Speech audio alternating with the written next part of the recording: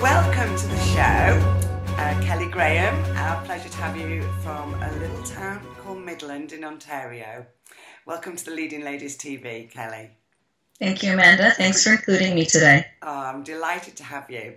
And you have a really amazing story. I'm particularly excited about this because it's a story which isn't necessarily just about setting goals. It's what happens if those goals are kind of taken away from you, or so it seems, because I know you had your head strong on where you were heading, and then things changed for you. So as we do with Leading Ladies, I just say over to you, Kelly, if you'd like to share your story with us. Okay, sure. I guess I'll back up the story to about a year ago right now. I was competing in the CrossFit Open, which is a worldwide competition. Anyone in the world can submit their scores online, and you get ranked, and then you qualify for the CrossFit Games through the CrossFit Open. So as a master woman, through the Open and a series of other qualifiers in the spring, I found myself ranked 7th in the world. Wow. The year before, I had attended the CrossFit Games as the oldest woman in my category, and I, at the end of the week-long games, came out in 10th place. So I had set the goal in that year that I would win the next year. I felt that I would be on that podium. I was committed. I was willing to do what it took.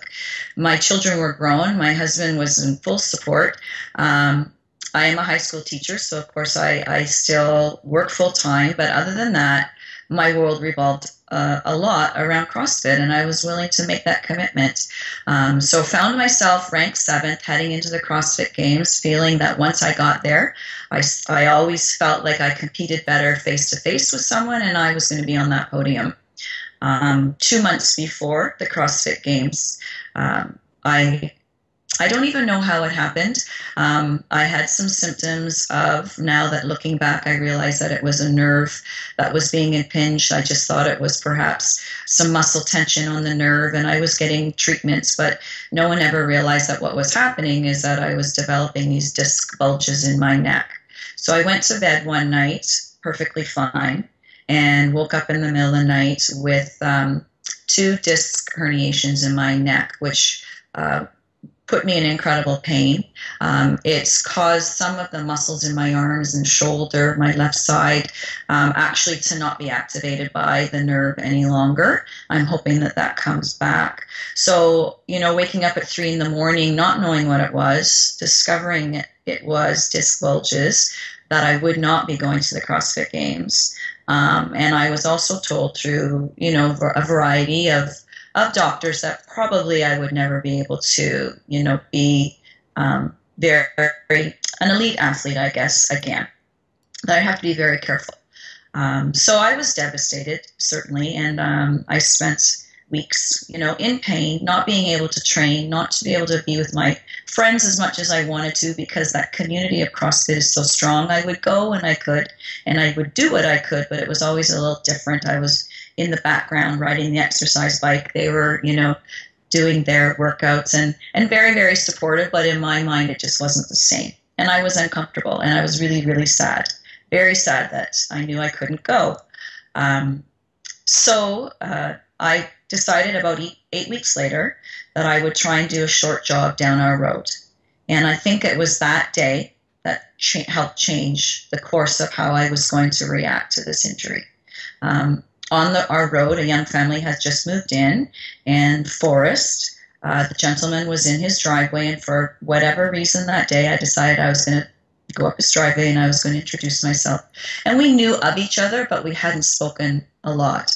So through the conversation, it came out of my injury and my disappointment, and Forrest was fantastic.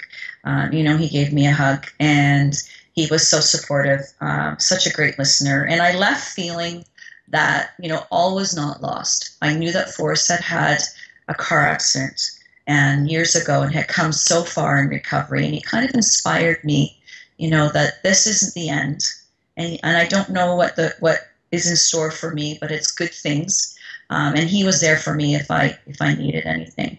2 weeks later, he came to my door with a book called The Success Principles, written by Jack Canfield. And I'd never read an inspirational type motivational book like this, so I started. And the very first chapter was, you need to take 100% responsibility for your life.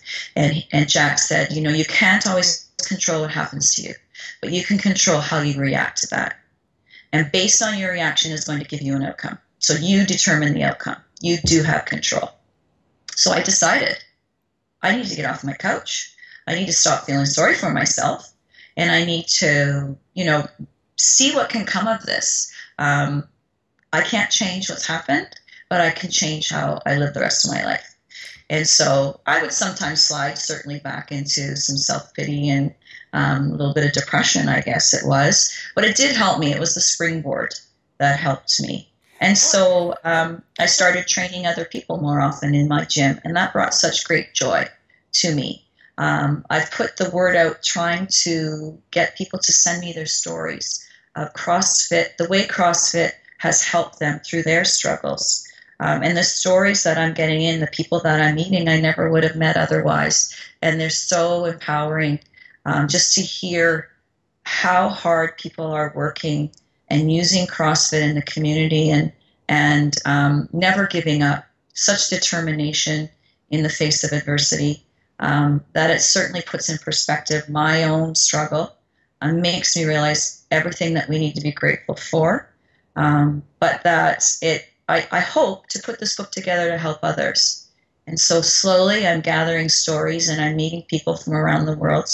And it's just been fantastic. Wow. So just for the audience, Forrest we've interviewed on Leading Ladies TV, and he is certainly somebody who had been in a state where life wasn't good for him, and then he made that decision, I'm going to take responsibility and make a change. What was that like for you? So you're sort of maybe feeling, oh, I'm very sorry for myself, oh my God, I'm not going to be able to go and compete and win that trophy that I was going to win. So what was that kind of decision of, well, what, I'm going to do something else instead? How did that come about?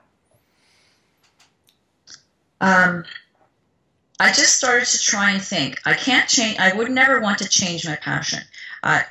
CrossFit is just so important to me, and everything that it stands for, the challenges, the people, the community, it just has become really important to me and my family. My husband and I go to the gym together, and it's something that we do together. So I didn't want to lose that, but I wanted to use that energy and that knowledge and that passion in another way, just for now maybe, or forever. I still want to go back to the CrossFit Games, but maybe there's more important things for me to do with this. And gathering these stories and creating a book, if it can help people who are struggling to carry on, to find some strength, just to be inspired, even the average person, we all need to be inspired, and we need to lift our spirits and just gain strength from each other. So I decided that I would try and put this book together.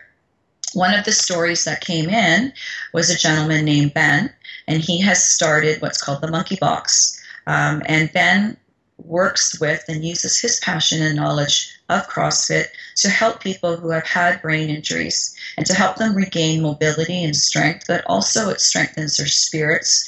You know, when you meet that goal, when you see progress, when you have people around you that are positive, it just strengthens your soul and your mind, and then your body will follow.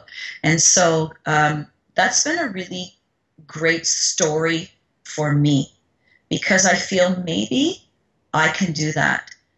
I've set the goal that I want to work with people who have had physical adversities, and I want to use my passion and my knowledge to help them. And I don't know how. I don't need to know how. I just need to know I'm going to do that. And the how will happen.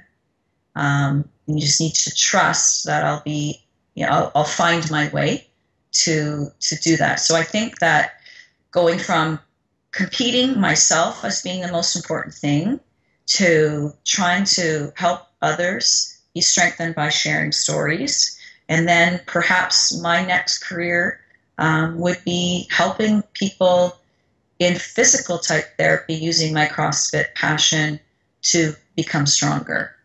And none of those things probably would have happened without this injury. Yeah. Or they wouldn't have happened without me realizing that I need to like stop feeling sorry for myself, that I can still, have such a positive impact, and help other people.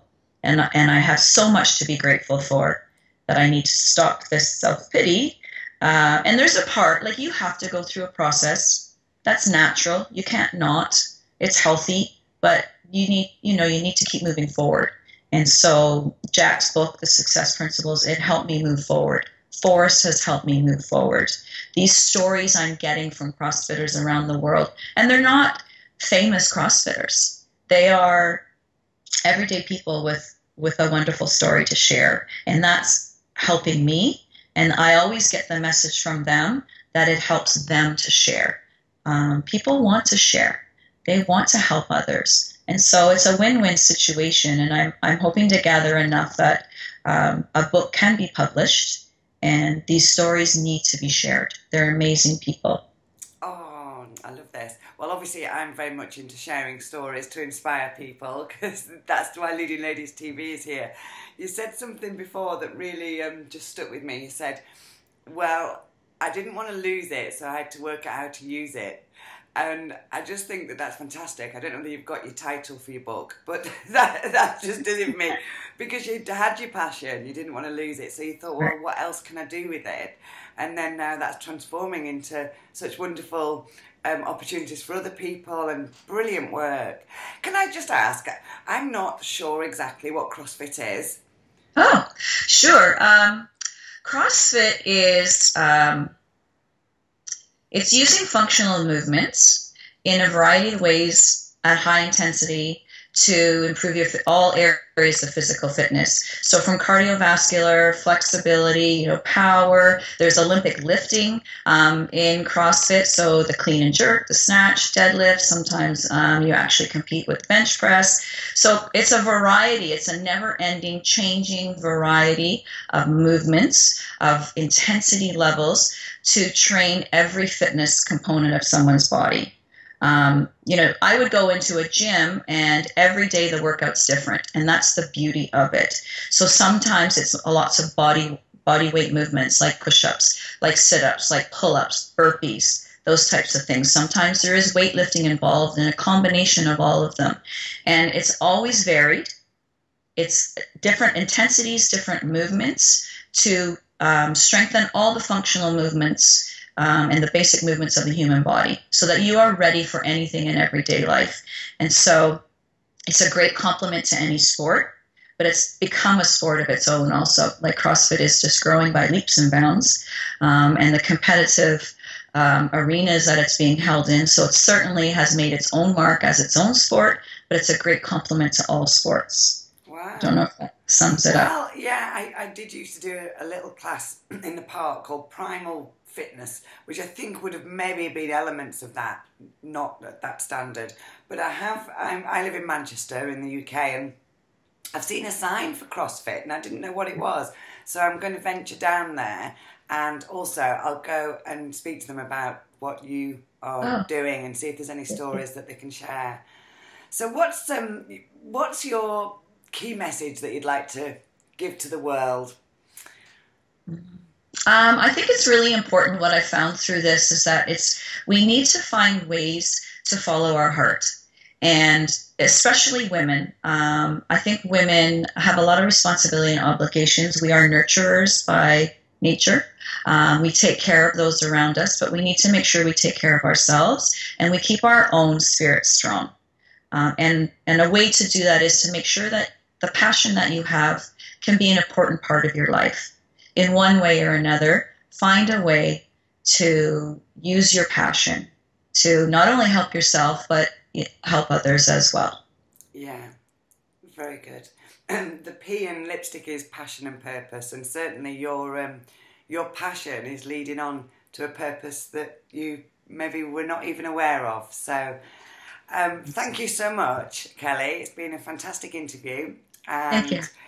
Really inspired by you're gathering information and everything that you're doing, and your story of determination. And my lasting memory of this interview is, if you don't want to lose it, you've got to work out how you're going to use it in a different way. So thank you so much. And Thanks, Amanda. yes, we'll see you soon. Okay. Bye. Thank you so much.